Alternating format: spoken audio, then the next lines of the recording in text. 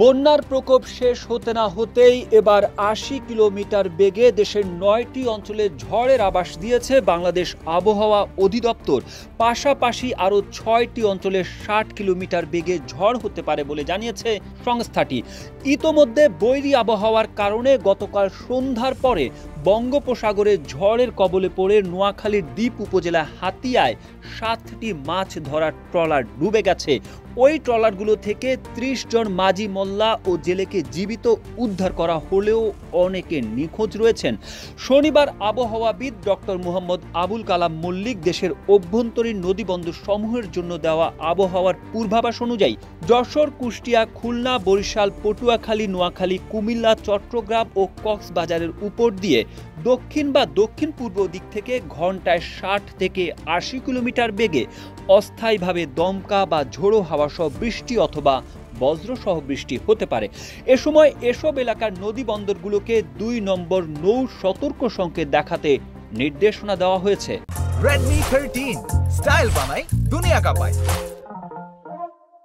একই সময়ের মধ্যে রাজশাহী, রংপুর, ঢাকা, ফরিদপুর, সিলেট এবং ময়মনসিংহ অঞ্চলগুলোর উপর দিয়ে দক্ষিণ বা দক্ষিণ পূর্ব দিক থেকে ঘন্টায় ৪৫ থেকে ৬০ কিলোমিটার বেগে অস্থায়ীভাবে দমকা বা ঝোড়ো হাওয়া সহ বৃষ্টি অথবা বজ্রসহ বৃষ্টি হতে পারে। এসব এলাকার নদী বন্দর সমূহকে ১ নম্বর পুনঃ ১ নম্বর সতর্ক সংকেত দেখাতে নির্দেশনা দেওয়া হয়েছে। অন্যদিকে গত কয়েকদিনে মাছ ধরার জন্য নোয়াখালীর দ্বীপ উপজেলা হাতিয়ার বিভিন্ন ঘাট থেকে গভীর সাগরে যায় অনেকগুলো মাছ ধরার ট্রলার। বৈরী আবহাওয়ার কারণে শুক্রবার সকাল থেকে বিভিন্ন ঘাটে ফিরতে শুরু করে ট্রলারগুলো। সন্ধ্যায় ঘাটে ফেরার সময় ঝড়ো হাওয়া ও ঢেউয়ের তোড়ে ৭টি ট্রলার ডুবে গেছে।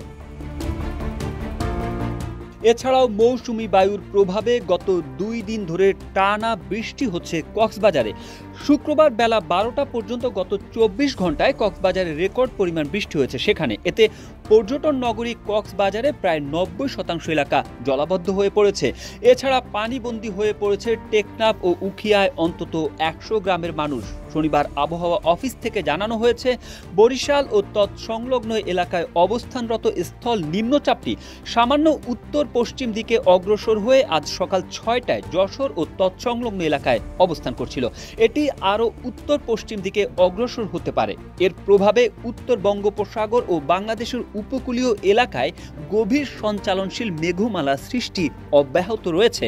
বাংলাদেশের উপকূলীয় এলাকা, উত্তর বঙ্গোপসাগর ও সমুদ্র বন্দর সমূহের উপর দিয়ে ঝোড়ো হাওয়া বয়ে যেতে পারে।